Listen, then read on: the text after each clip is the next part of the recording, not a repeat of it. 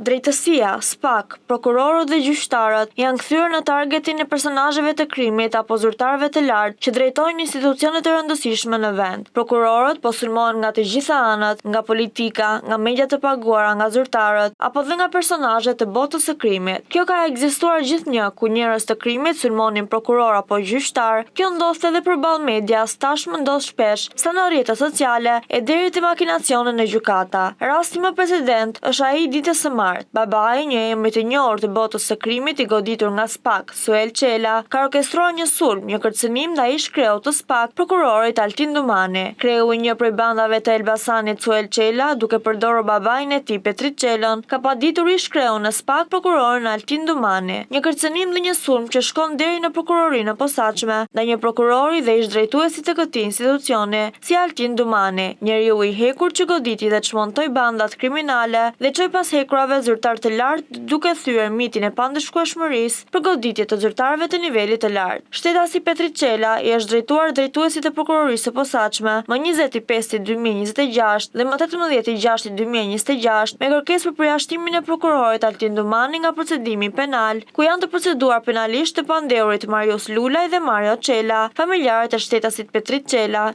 procedim penal me të cilën prokurori Altin Dumani ushtron funksionin e prokurorit të çështjes. Në mbështetje të kërkesës për përjashtim, shtetasi Petrit Qela ka paraqitur pikërisht faktin e kallëzimit penal të ngritur në Verona, Itali. Nga dokumentacioni paraqitur nga shtetasi Petrit Qela rezulton se në Prokurorinë e Republikës pranë gjykatës së Veronës, Itali, është regjistruar procedimi penal për veprën penale të shpifjes të parashikuar nga neni 368 i Kodit Penal Italian mbi bazën e një kallëzimi të paraqitur nga shtetasi Petrit Qela ndaj prokurorit Altin Dumani, i cili ka ushtruar funksionin e drejtuesit të prokurorisë së posaçme kundër korrupsionit dhe krimit të organizuar nga data 19 dhjetor 2022 deri më 19 dhjetor 2025. Nga aktet e administruara rezulton se i vetmi elementi identifikuar që lidh prokurorin Altin Dumani me bashkëpunimin ndërkombëtar në fjalë është nënshkrimi në cilësinë e drejtuesit të prokurorisë së posaçme i një shkrese institucionale më datë 11/7/2024, si dhe i një marrëveshjeje më datë 26/8/2024 për krijimin e një skuadre të përbashkët hetimore mes prokurorisë së posaçme dhe prokurorisë së Republikës pranë gjykatës së Veronës, nismë ardhur nga vetë autoritetet italiane në kuadër të procedimit penal. Prokurori Altin Dumani nuk ka qenë pjesë e grupit hetimor të procedimeve penale Itali dhe prokuroria e posaçme nuk ka kryer veprime hetimore, marrje në pyetje, sekuestrim apo kërkesë për sekuestrim, si dhe ka marrë dieni për ekzistencën e procedimit penal në Itali vetëm në muajin maj 2026, pra pas paraqitjes së kërkesës për arkivin nga ana e prokurorisë italiane.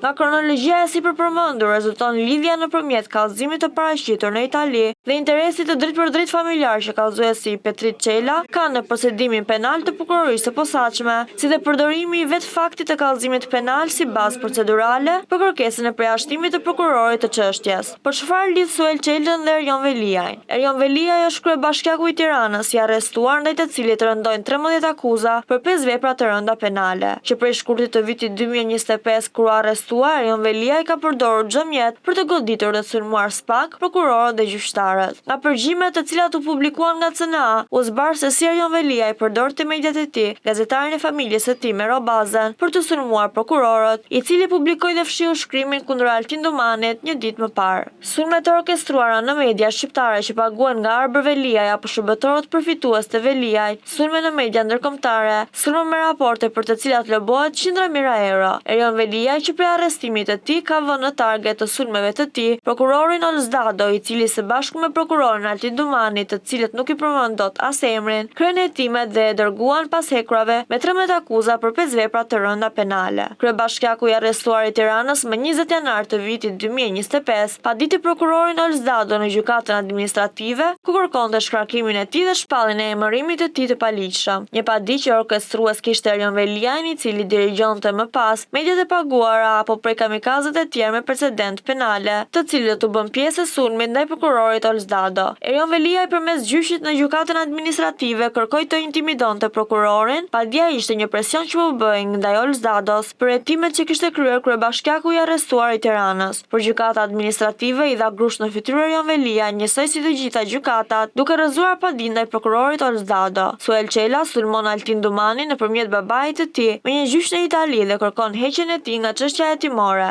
Erion Velia i sulmon Olzdadon, që është prokurori i çështjes së bashku me Altin Dumanin, duke e çuar në administrative. Të dyja sulmet kanë një qëllim, largimin e prokurorëve nga çështja, dhe kur e kërkojnë këtë lloj të pandehurisht që janë të ndryshëm, njëri për vrasje e tjetri me 13 akuza për 5 vepra të rënda penale. Prokurorët vetëm duhen mbështetur sepse janë në rrugën e duhur në luftën ndaj krimit e korrupsionit.